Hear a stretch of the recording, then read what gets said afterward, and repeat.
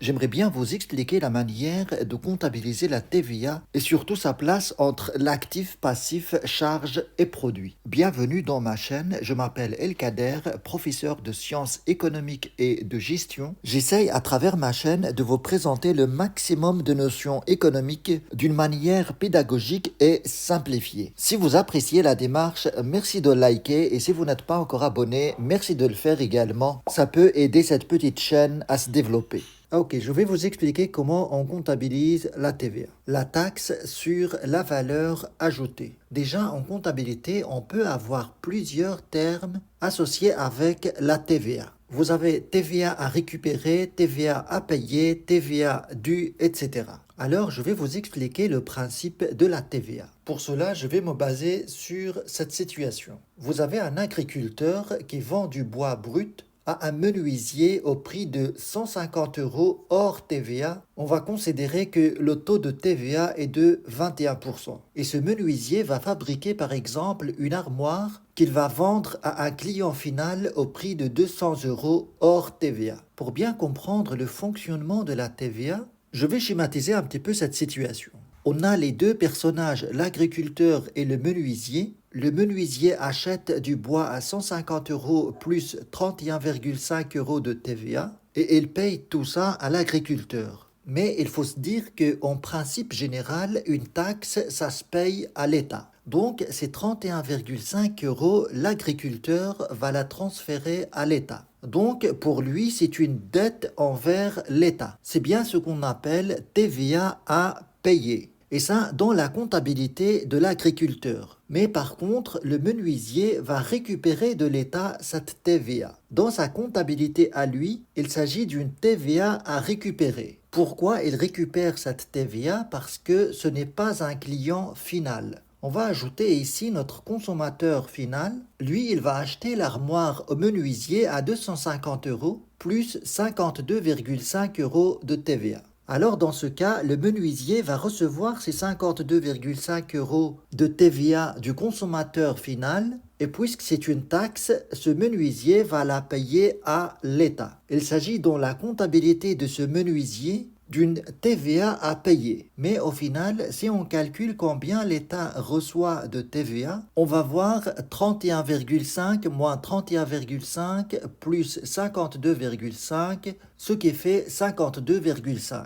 Et ça, c'est bien ce que le consommateur final a payé. Et le consommateur final ne va pas récupérer cette TVA. Donc, celui qui paye la TVA au final, c'est le consommateur final. Et les entreprises ne sont que des intermédiaires qui font passer cette TVA dans les caisses de l'État. C'est pour ça qu'on dit que la TVA est neutre pour l'entreprise. C'est-à-dire, ça ne représente pour l'entreprise ni charge ni produit, mais soit une dette dans le cas d'une TVA à payer, soit une créance dans le cas de la TVA à récupérer. Et au niveau du bilan, la dette se trouve au passif. Donc, la TVA à payer, on doit l'avoir dans les comptes du passif, et la TVA à récupérer, on doit l'avoir dans les comptes de l'actif. Je vais vous montrer de quelle manière on peut enregistrer une opération avec la TVA. Et surtout ce que représente la TVA dans le bilan comptable avec ces deux colonnes passif-actif, ressources,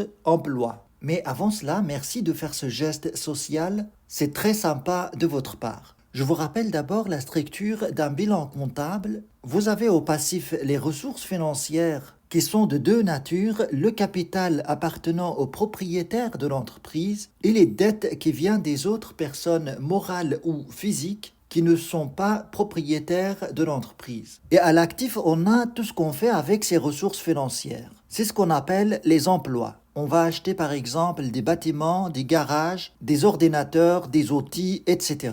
En général, à l'actif du bilan, on a les avoirs de l'entreprise, c'est-à-dire tout ce qu'elle possède. Et donc, logiquement, puisque tout ce qui est à l'actif est financé par les ressources du passif, on doit avoir forcément cette égalité entre total actif et total passif. Je vous rappelle aussi que le critère de classement au niveau actif est la liquidité. On met d'abord au début de l'actif les comptes les moins liquides et puis plus on descend, plus on va classer les autres comptes qui sont plus liquides. En bas du bilan, vous allez avoir par exemple le compte bancaire et la caisse qui représentent les comptes les moins liquides des comptes d'actifs. Et au passif du bilan, on se base sur un autre critère pour classer les comptes du passif, à savoir le critère d'exigibilité. On met d'abord les comptes les moins exigibles aux comptes les plus exigibles. Et cette exigibilité, c'est simplement la durée de remboursement d'une dette. Plus cette durée est longue, plus la dette est moins exigible. C'est pour ça que vous avez en premier lieu le capital, car le capital, ça reste dans l'entreprise pendant toute la durée de vie de l'entreprise. Et puis par après, on a les dettes qu'on peut classer par des dettes à long terme, c'est-à-dire des dettes dont la durée de remboursement dépasse une année. Et puis vous avez des dettes à court terme, c'est-à-dire remboursables dans l'année. Après le bilan, vous avez le compte de résultat qui se compose également de deux colonnes. Vous avez la colonne des charges et la colonne des produits. Et le résultat, ça se calcule de la manière suivante: produit moins charge égale notre résultat. Et à partir de cette équation, on sait que plus les charges augmentent, moins les résultats sont bons. Et plus les produits augmentent, plus les résultats augmentent aussi. Je vous rappelle aussi en général les mouvements des comptes en partie double. Chaque compte peut s'inscrire de la manière suivante, sous forme de T. À gauche, vous avez la colonne de débit et à droite, vous avez la colonne de crédit. Un compte actif, ça augmente au débit et ça diminue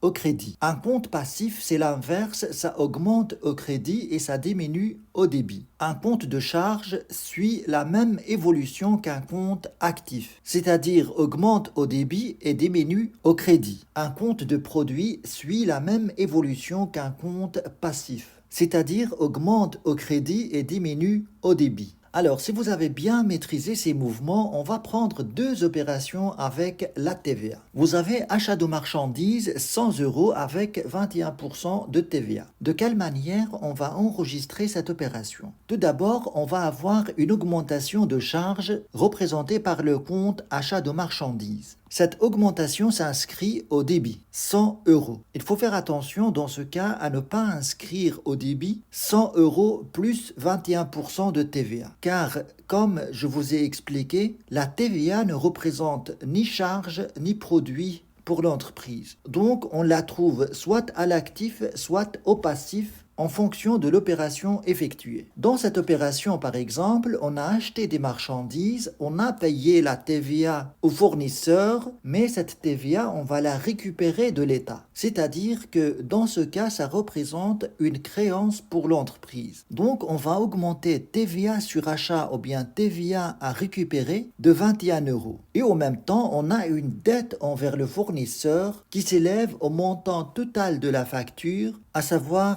121 € qu'on va inscrire au crédit car les comptes de passifs augmentent au crédit. Je vais prendre une deuxième opération, vente de marchandises 100 € avec 21% de TVA. Dans ce cas, on va réaliser un produit représenté par le compte vente de marchandises 100 € au crédit, car les produits augmentent au crédit. Et dans ce cas, cette TVA qu'on reçoit du client, on ne va pas la garder, mais on va la transférer dans les caisses de l'État. Et donc, pour l'entreprise, ça représente une dette envers l'État. Et tout ce qui est dette, on le trouve au passif du bilan. On va augmenter donc TVA sur vente de 21 € au passif. C'est un compte passif, l'augmentation, ça se passe au crédit. Et ce qui va faire l'équilibre entre ces deux mouvements, c'est le compte client. Les créances clients augmentent de la somme totale de la facture, à savoir 121 €. Et puisque c'est un compte actif, on l'augmente au débit.